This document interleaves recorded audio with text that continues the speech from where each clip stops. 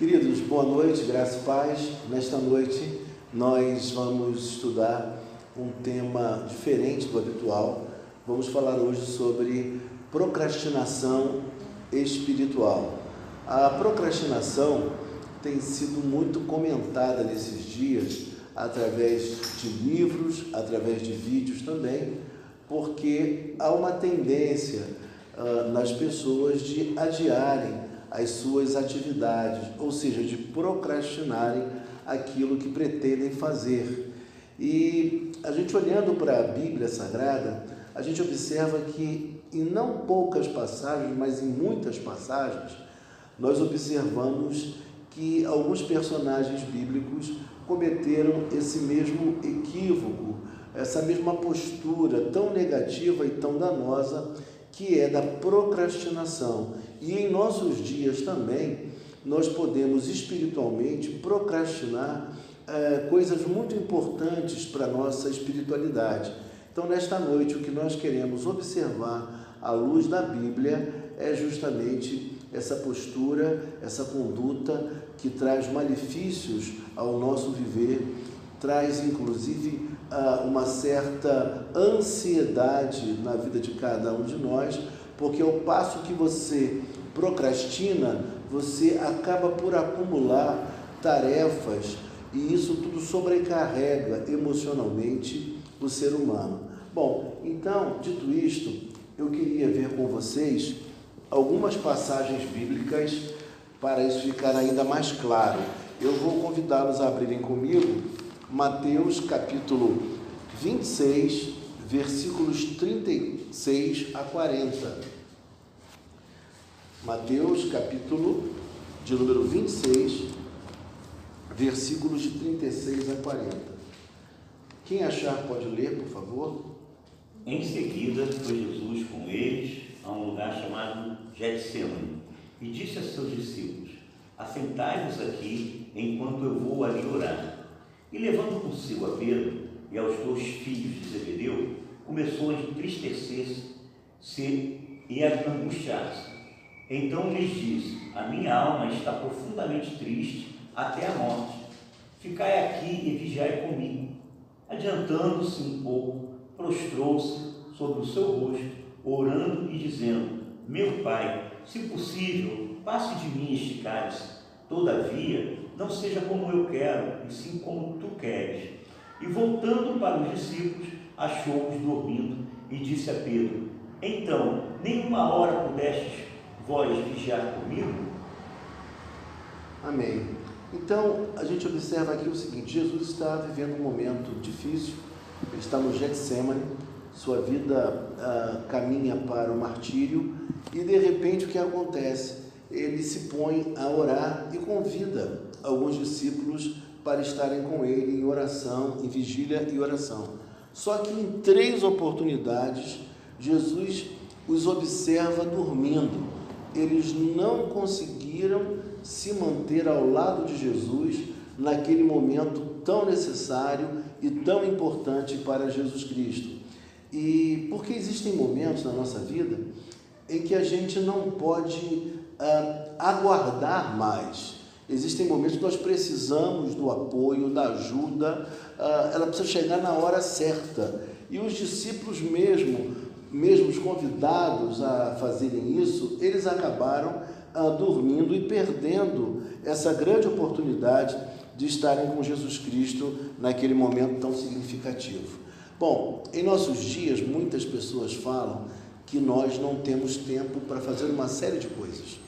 A gente fala assim, por exemplo, não tenho tempo para ler a Bíblia, não tenho tempo para orar. Orar, principalmente, eu acho que é o que mais ocorre. Eu não tenho tempo para orar. Eu gostaria muito de ter uma vida de oração, mas o tempo é pouco. Eu não tenho tempo para orar.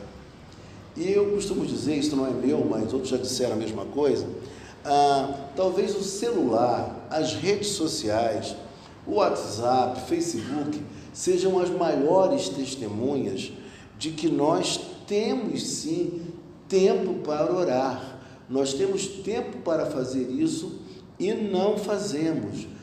Eu não sou contra as redes sociais de forma alguma, eu utilizo diariamente, eu uso bem as redes sociais, Mas há de convir comigo, cada um de vocês, que na verdade a gente tem tempo sim.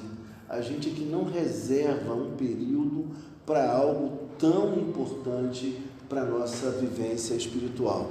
A palavra de Deus nos diz também, em Mateus capítulo 6, versículo de número 6, né, quando orardes, né, entrai em vosso quarto, né, e diz o texto ainda que o próprio Deus, o próprio Pai Celestial, está ali a nos aguardar, naquela sala que seria como uma sala do tesouro, ou seja, Deus espera para ter comunhão conosco, porque Deus tem bênçãos para mim e bênçãos para você também. Obviamente, como eu já expliquei a vocês em outras oportunidades, Deus sabe o que nós precisamos. Deus conhece as nossas necessidades, mas Ele mesmo estabeleceu uma forma de nós sermos abençoados. Essa forma é a oração.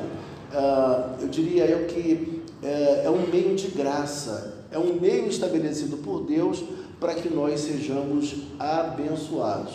E sabedores disso, por que a gente não utiliza um tempo considerável para a oração? Por que a gente posterga tanto esses momentos? E em decorrência disso, o que acontece? A gente vive ansioso, a gente vive preocupado com tantas coisas, com medo, com aflição, quando na verdade a Bíblia mesmo nos orienta que nós deveríamos lançar sobre Ele toda a nossa ansiedade, porque Ele tem cuidado de nós, de cada um de nós, né? É o que a palavra de Deus nos diz. Outro aspecto importante sobre a procrastinação também é que a gente percebe, por exemplo, numa história muito conhecida, na história de Zaqueu. Todo mundo aqui conhece a história de Zaqueu? Na história de Zaqueu, ele vive uma experiência muito curiosa, porque sendo ele alguém muito rico, de uma riqueza que foi aquinhoada de uma forma não muito correta, ele era coletor de impostos. A Bíblia, inclusive, nos diz que ele era o maioral dos coletores de impostos, né?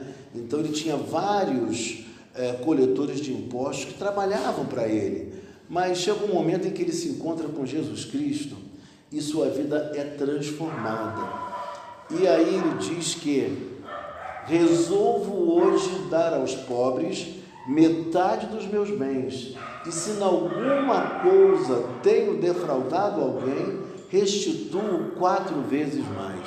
Olha que coisa, realmente Zaqueu passou por uma transformação, ele se encontrou realmente com Cristo e sua vida foi transformada, porque tamanha generosidade de alguém tão apegado ao dinheiro como ele era, nos leva a acreditar que de fato a sua vida foi completamente mudada. Mas o curioso observar é que o texto fala que resolvo. Ele fala no tempo presente, ele não fala resolverei. Ele fala que resolve hoje. Ele faria aquilo hoje, não faria depois. E isso é interessante porque, se nós pensarmos bem, existem coisas, ações nossas, que se nós pensarmos muito, nós acabaremos por não fazê-las, por não executá-las. Existem coisas que se você deixar para amanhã, você não faz. Então você precisa fazer agora, já, tomar uma decisão, uma postura e realizar. E é justamente o que acontece com Zaqueu aqui. Zaqueu, ele vence a procrastinação, ele vence tudo isso que poderia acontecer com ele, como acontece conosco às vezes, tomando uma decisão e executando aquilo na mesma hora, na mesma oportunidade. Eu coloquei aqui como primeiro ponto, né? Nossa vida, colocar nossa vida em ordem, pois a nossa vida não pode ser procrastinada. Organizar a nossa vida é algo que não pode ser procrastinado, ou seja, adiado. Nós precisamos resolver as nossas pendências, as nossas questões de maneira urgente, porque senão a gente fica carregando por vezes um peso demasiado e isso não é nada bom. Outra coisa interessante que eu vejo também em relação à procrastinação é que a gente precisa entender, e é difícil entender isso, que alguns relacionamentos nossos, eles não são nada positivos. Existem relacionamentos que eles são prejudiciais a nós. Nós vemos, por exemplo, pessoas que a gente, quando está com elas, tudo que elas falam é para nos desmerecer, é para nos colocar para baixo. Tudo que a gente tenciona fazer, elas dizem assim, não vai dar certo. As pessoas sempre agem dessa maneira. E como é que a gente deve então proceder nessas horas? Nós precisamos de maneira muito concreta tomar uma postura e romper esses relacionamentos que são por demais prejudiciais a cada um de nós. Quando a gente lê, por exemplo, Lucas capítulo 24, versículo 33, é uma passagem muito conhecida que fala sobre os discípulos no caminho de Emaús. Quando os discípulos estão no caminho de Emaús, né, estão indo embora, desesperançados porque Jesus havia morrido, né, e até então não havia nenhum relato cabal da ressurreição de Jesus, apenas os relatos esporádicos das mulheres e tal, e a fala da mulher não tinha muito poder naquele período. Eles vão caminhando desiludidos, desesperançados na estrada, em caminho para Emaús, que ficava a mais ou menos 11 quilômetros de Jerusalém. Nisso Jesus, sem que eles soubessem que era Jesus, caminha ao lado deles e vai falando sobre os textos do Antigo Testamento que se referiam ao próprio Cristo. E quando chega perto de onde eles deveriam ficar, o que ocorre? Eles chegam e falam para Jesus assim, fica conosco, pois é tarde e o dia já declina. Então eles utilizam um argumento para Jesus pernoitar com eles, que seria o argumento do cuidado, a proteção, o receio de um salteador, de um bandido ou de um animal feroz na estrada. E Jesus resolve então ficar com eles. E na hora que Jesus parte o pão, eles percebem que é Jesus, mas Jesus some da presença deles. E aí tem uma coisa muito interessante. Diz o texto, abra por favor, Lucas 24, 33. Lucas 24, 33.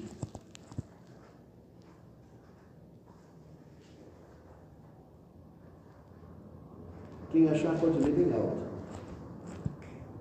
E na mesma hora, levantando-se, voltaram para Jerusalém, onde acharam reunidos os 11 e outros com eles.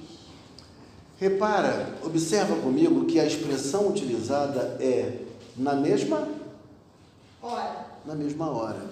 Ou seja, por um lado eles argumentam que Jesus deveria ficar porque a estrada era perigosa, poderia ter salteadores ou animais ferozes.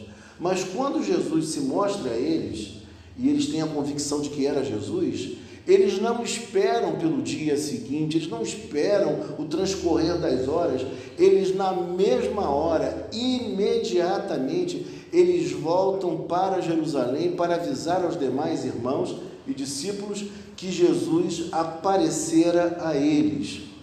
Que coisa extraordinária! Então veja só como um argumento que foi usado para Jesus ficar não serviu neste momento, porque havia uma urgência, havia uma necessidade, porque a esperança fora devolvida a eles. Eles não poderiam jamais demorar, precisavam voltar imediatamente. Uma atitude que não poderia ser jamais procrastinada. Procrastinada. Vocês devem lembrar ainda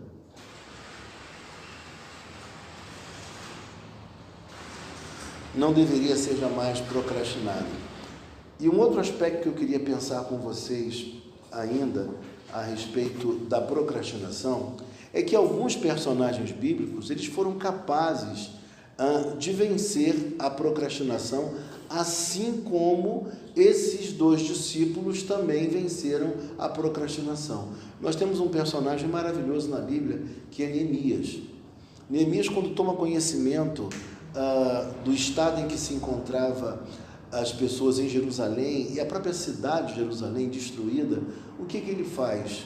Neemias se sensibiliza, vai diante do rei e pede uma série de coisas ao rei para que ele pudesse voltar a Jerusalém e finalmente reconstruir todos os muros de Jerusalém.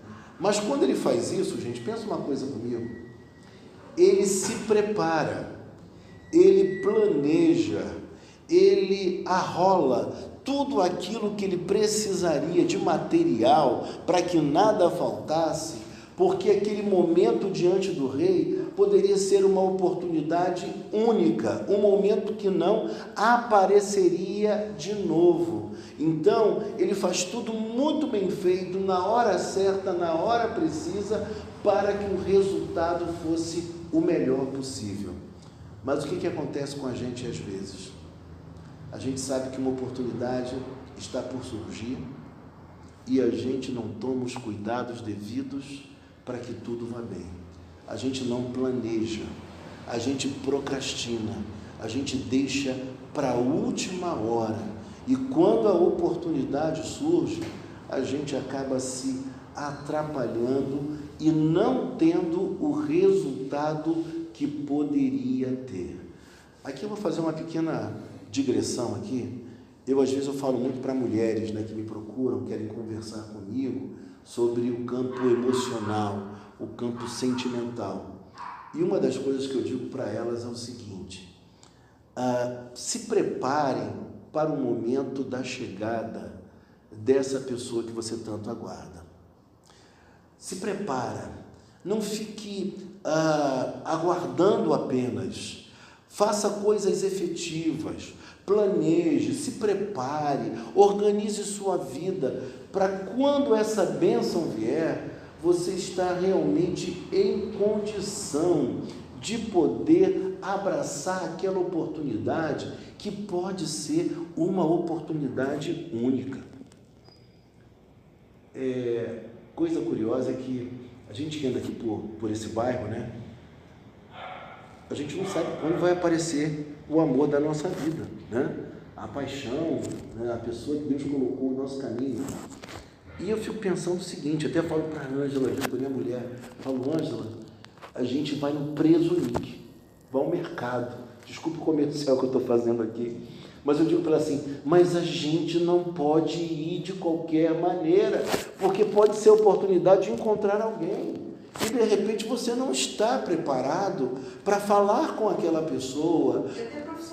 Até profissionalmente, com certeza, você pode encontrar alguém ali que vai te abrir uma porta, não é? E aí você não está, de repente, penteado, né? Não está bem cuidado, e pode fechar a porta para você num momento como aquele. Então, tudo precisa ser muito bem pensado, porque essas coisas são muito significativas para cada um de nós. Então, quando eu olho a história de Neemias, eu vejo nele um exemplo de alguém que venceu a procrastinação, porque foi alguém que planejou, foi alguém que idealizou, e diria eu ainda, foi alguém que na verdade teve a capacidade de visualizar por antecipação uma oportunidade que surgiria para ele fazer algo em benefício da sua própria nação, do seu próprio povo, né? Porque às vezes não é só para nós, às vezes também é para as pessoas que estão à nossa volta. Outro aspecto importante que eu diria para vocês a respeito da procrastinação, eu diria que diante das tentações, nós não podemos procrastinar. Nós precisamos fazer uma coisa, precisamos fugir. Diante das tentações, nós precisamos fugir. Nós temos que tomar uma atitude rápida. Exemplo disso na Bíblia: Potifar. José, melhor dizendo. José trabalhava na casa de quem? De Potifar. Obviamente, a mulher de Potifar não deveria ser feia. Mas a tentação, quando vem, né? Dizia um pastor amigo meu, que o sujeito é capaz de pecar com a pessoa mais improvável do mundo. Inclusive, uma ocasião ele disse assim: rapaz, para um casal, para o marido, né? De um casal lá. Meu amigo, nem pecar você sabe. Você tem uma mulher tão bonitinha, foi pecar com uma mulher tão feia, porque ele ficou tão indignado com o fato daquele irmão ter pecado, traído a mulher dele, que ele falou assim: rapaz, o que você fez? Uma família tão linda, uma mulher tão bonita, e você faz uma coisa como essa com uma pessoa assim? Veja que quando o ser humano ele é tentado, né, nem sempre é por alguém muito bonito, às vezes não é alguém muito especial, muito interessante, às vezes não é assim. Mas o que acontece com José? Ele foge. Nesta hora não dá para a gente conversar, nessa hora não dá para tirar algumas conclusões, produzir alguma desculpa, falar: olha, você é muito bonita, mas eu sou crente, eu vou fugir, eu vou embora agora. Não, nem converse, vai embora. E a gente que dá atendimento pastoral, a gente ouve muitas histórias, às vezes histórias muito pesadas, né? Histórias difíceis, pecados, falhas que as pessoas cometem. E algumas pessoas, elas querem contar para você minúcias dos seus pecados. Olha, eu estava ali, a minha roupa era assim, ele me tocou de tal jeito, o lugar tinha uma luz. Olha, diga para essa pessoa: pode parar por aí. Eu não preciso psicologicamente estar na cena, porque daqui a pouco a tentação vem e você acaba pecando, não é? E não reviva o pecado outra vez, porque você vai pecar duplamente. Então, deixa como está, me conta apenas o que aconteceu, qual é o seu problema, qual é a sua dor. Portanto, existem momentos em que nós precisamos fugir imediatamente. A procrastinação, ela também envolve a área da santificação. Quantas pessoas pensam assim: eu queria ser alguém mais santo, eu queria ter uma vida de oração, de leitura bíblica, eu queria poder visitar os órfãos, as viúvas, as pessoas que sofrem. Mas o que acontece? Acabam postergando isso, procrastinando, e nunca tomam uma iniciativa assim. E aí a gente fica pensando o seguinte: a Bíblia diz para nós, em João 17:17, santifica-os na verdade, a tua palavra é a verdade. Se nós queremos nos santificar, nós precisamos ler a Bíblia Sagrada. A Bíblia, ela vai avivar na nossa mente uma série de procedimentos, de princípios, de valores de Deus que são muito significativos. Mas quando a gente lê a Bíblia uma vez ou outra, esporadicamente, a gente não vivencia essa santidade que é tão maravilhosa para o nosso crescimento espiritual. Outro ponto também interessante que nós poderíamos tratar também aqui é que, por exemplo, quem nunca sentiu vontade de dar uma Bíblia para alguém? Mas aí às vezes a gente pensa assim: vou dar R$50, custa uma Bíblia mais ou menos, né, bonitinha, de presente para alguém. Será que essa pessoa vai ler a Bíblia? Será que essa pessoa vai fazer igual aquele candidato que ganhou uma Bíblia e esqueceu, jogou fora, não sei o que aconteceu até hoje? Será? Mas olha só, pense de uma forma: se essa pessoa pegar a Bíblia e ler a Bíblia, o que vai ocasionar na vida dela vai ser algo fantástico. A transformação que será produzida, a vida espiritual vai ser algo fantástico. Então, nós não temos que pensar se ela vai ler ou não a Bíblia, mas se Deus tocou no nosso coração, vamos dar a Bíblia a essa pessoa. Outra coisa interessante também é que às vezes Deus fala com a gente: poxa, você deveria estudar mais a palavra, você deveria estudo bíblico, deveria escola dominical, você deveria talvez comprar uma Bíblia de estudo. Mas o que a gente pensa? Uma Bíblia de estudo custa mais de R$100, muito mais de R$100, uma boa Bíblia de estudos. E o que a gente pensa? Não tem dinheiro para isso, não, é muito caro. A Bíblia era para ser mais barata, eu concordo que era para ser mais barata, eu concordo. Mas, em contrapartida, o que a gente faz? A gente compra uma boa roupa, a gente vai num bom restaurante, e nada contra os bons restaurantes e a boa roupa também não, mas a gente vai nesses lugares todos e não é barato, não é barato. Qualquer lugar, por mais simples que seja, você gasta uma quantia significativa hoje, mas aquela Bíblia de estudo, você fala assim, eu vou esperar alguém me dar de presente. Quem sabe eu não ganho uma de aniversário agora. Eu comprar uma Bíblia que custa mais de R$100, não vou comprar. A gente procrastina uma série de coisas que trará a nós um crescimento intelectual e espiritual, porque a Bíblia, ela não somente desenvolve a nossa parte espiritual, mas até mesmo culturalmente, a nossa cultura, a nossa intelectualidade, ela vai sendo ampliada por conta da leitura da Bíblia. Eu aprendi muita coisa através da leitura bíblica. Então foi um livro que me abriu o horizonte de uma maneira impressionante. Mas eu queria ver com vocês ainda um outro texto. Abra, por favor, lá em Lucas capítulo 9. Lucas capítulo 9. Esse texto é um dos textos mais interessantes sobre procrastinação para mim. 9:57 em diante, até o 62.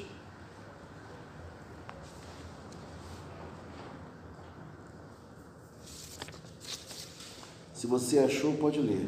Indo eles caminho fora, alguém lhe disse: seguir-te-ei para onde quer que fores.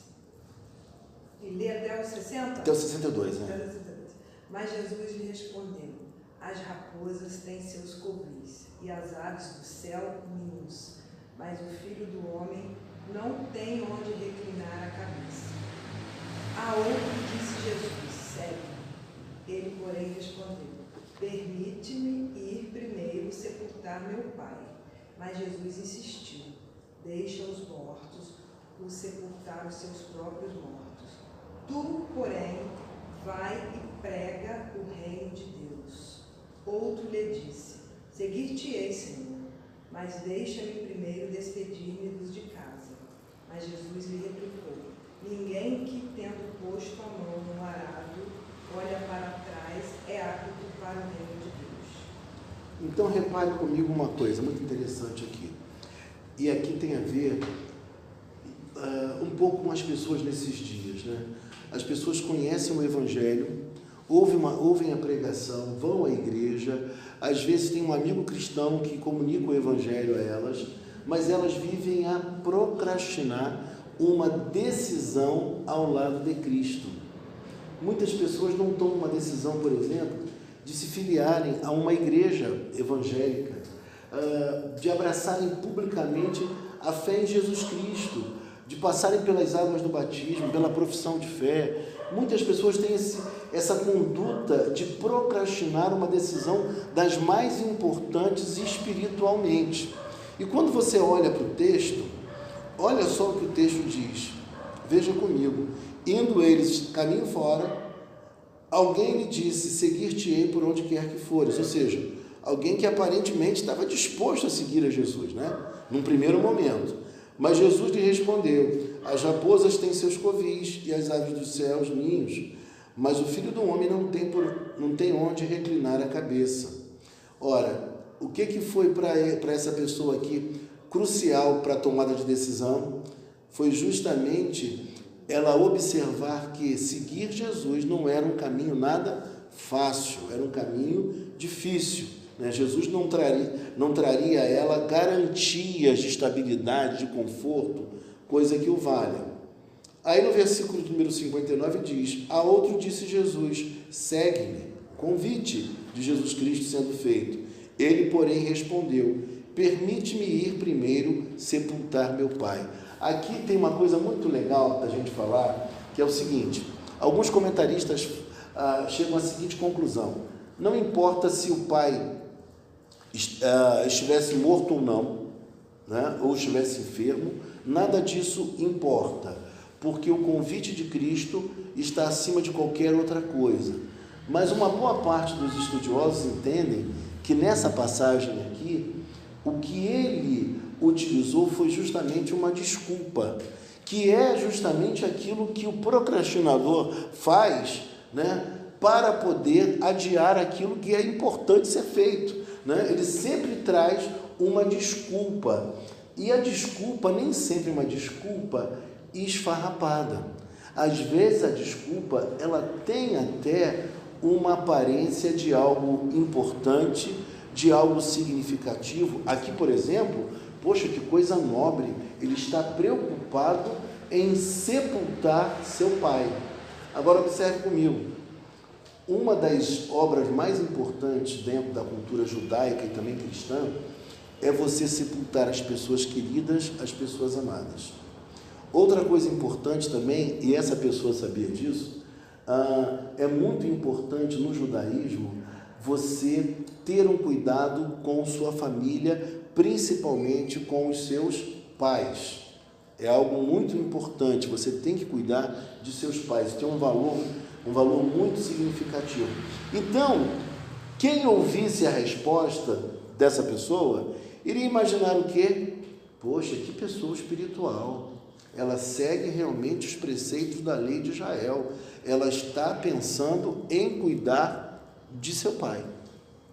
Mas quando, na verdade, não passava de uma, entre aspas, boa desculpa para não seguir a Jesus Cristo e tudo aquilo que implicaria seguir Jesus Cristo. Em nossos dias, nós vemos muitas pessoas dando desculpas parecidas. Algumas dizem assim, olha, eu sou muito novo para me envolver com religião, eu sou muito novo para ser batizado, eu sou muito novo para entrar para a igreja, a vida tem tanta coisa boa, né? Deixa eu ficar um pouco mais experiente, um pouco mais velho, aí sim, aí eu vou seguir a Cristo. Muitas pessoas falam dessa maneira e por conta disso vão adiando, vão procrastinando a decisão de seguir a Cristo. Agora pensa comigo, quantos de nós pode dizer quantos dias ainda nos restam? Nenhum de nós. Quanto tempo nos aguarda? Como vai ser o dia de amanhã? Se eu vou acordar ou não vou acordar? Então, queridos, uma das decisões mais importantes que nós precisamos tomar e não podemos postergar jamais é justamente de assumir um compromisso ao lado de Cristo. Abraçar a fé em Cristo e não adiar isso, por mais que as nossas desculpas sejam maravilhosas.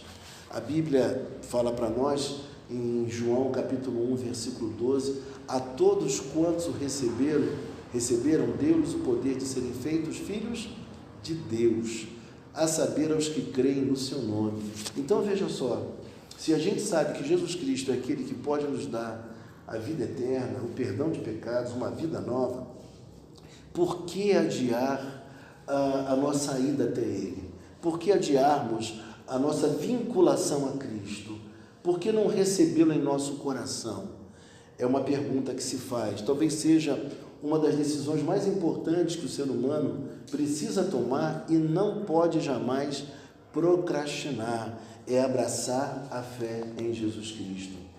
Outro lhe disse, versículo 61, né? Seguir-te-ei, Senhor, mas deixe-me primeiro despedir-me dos de casa. Ou seja, que pessoa, né? Ele queria seguir a Cristo, mas antes ele falou, não, eu tenho que tomar a bênção lá em casa, eu tenho que falar com os meus queridos antes de eu seguir o Senhor. Ou seja, mais uma desculpa extremamente plausível. Que você fala, gente, que pessoa ajuizada, de bom senso, mas na verdade não passava de uma desculpa que ela não sobrevive ao critério da espiritualidade, né? Nós precisamos tomar uma atitude séria em relação a Jesus Cristo, né? Eu conheço pessoas que não se convertem porque a família não aceita. Tem gente que não abraça a fé em Cristo porque fala, não sei o que vai ser lá em casa. Eu conheci uma senhora que isso há 30 anos, tudo bem que faz um tempo considerável, essa senhora não estava gostando de ir à igreja, do evangelho, mas sua família é toda de outra religião. E aí ela virou-se um dia e falou assim: eu tenho muito medo da minha cunhada. Ela vai falar que eu sou uma vira-casaca, que eu troquei de religião. Mas ela estava muito interessada na fé em Jesus Cristo e também na igreja evangélica, mas um receio tremendo de ser repudiada, de não ser aceita pelos seus demais familiares. Mas Jesus lhe replicou: ninguém que, tendo posto a mão no arado, olha para trás, é apto para o reino de Deus. Ou seja, a fé que a gente abraça em Cristo, a vida do reino de Deus, é uma vida para você viver para sempre, é uma decisão que você toma para não voltar atrás, né? Quem põe a mão no arado não pode olhar atrás. Olhar para trás para quê? Com saudade do mundo, saudade da vida que levava, saudade da vida de pecado, saudade de quê? Viver agora sim uma vida completamente diferente, segundo aquilo que Cristo pode fazer na nossa vida e na nossa história também. Vamos abrir 2 Timóteo capítulo 4, versículo 2.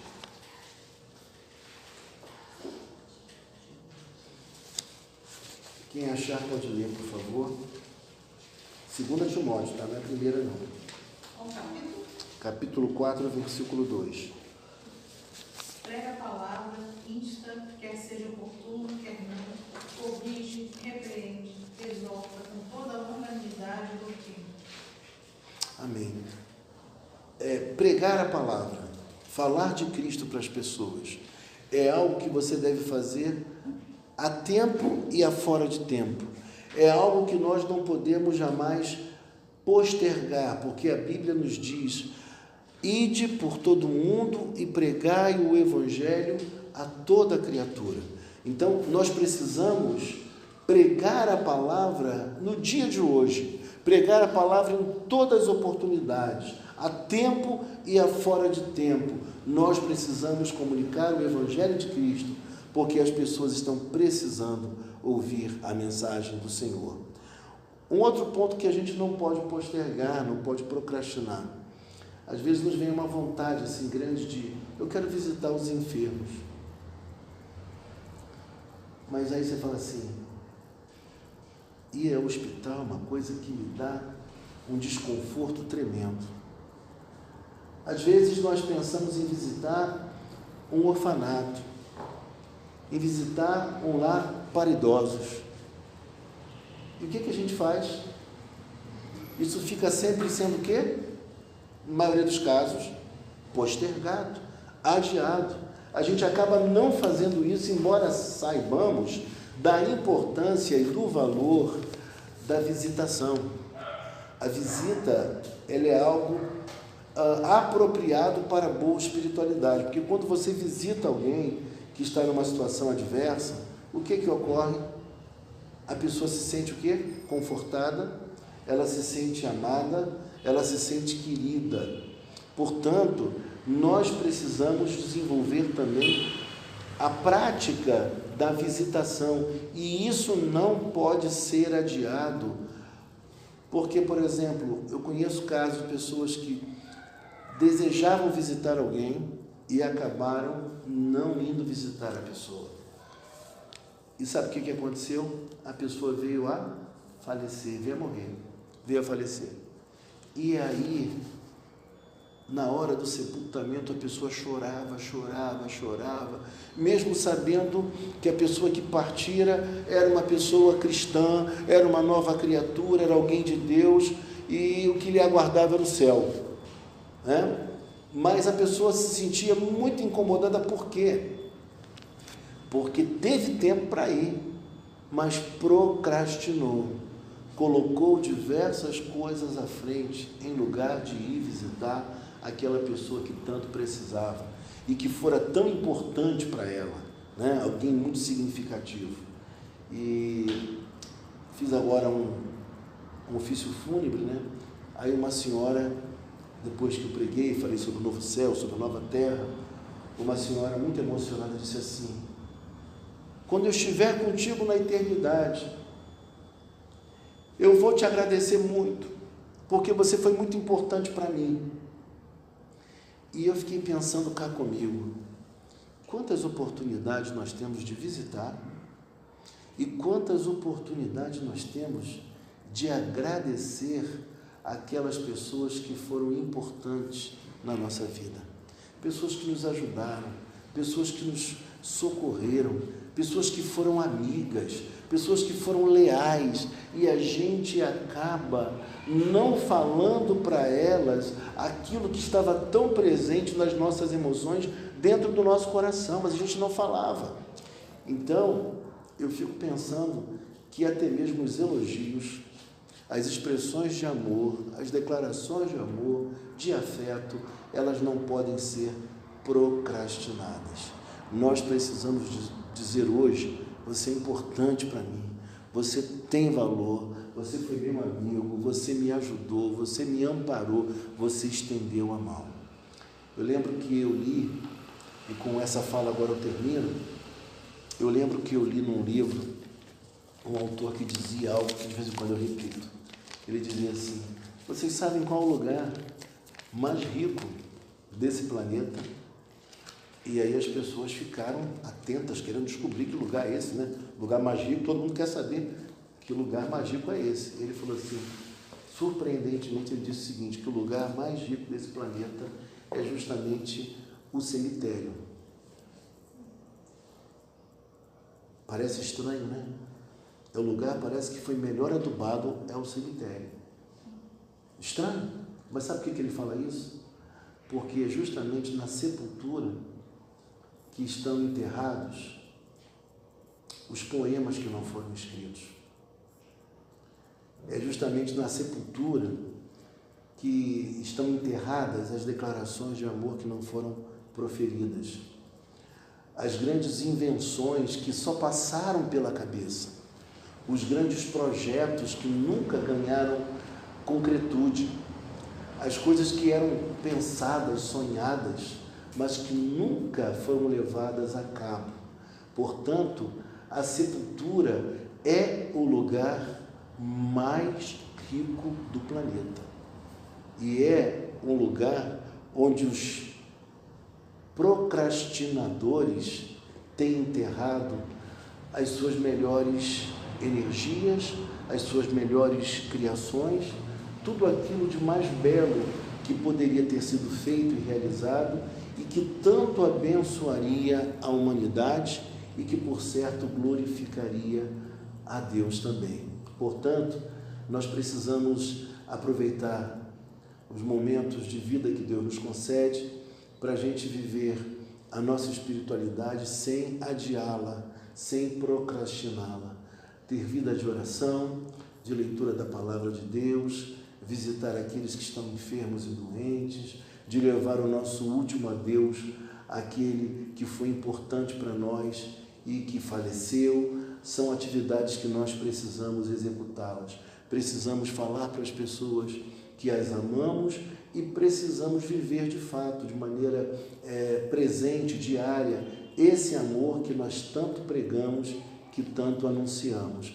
Então, eu fico por aqui nesta noite, na expectativa de que a gente não procrastine, nem no âmbito natural da vida, muito menos no âmbito espiritual. Que a gente possa viver a nossa vida intensamente, fazendo as coisas que são necessárias no dia de hoje, porque basta ao dia o seu próprio mal. A cada dia vêm suas demandas e Deus está conosco diante delas. Mas pense nisso, a vida espiritual é um privilégio que Deus dá àqueles que o conhecem, aqueles aos quais Ele se revelou na pessoa bendita de Jesus Cristo, o seu Filho amado.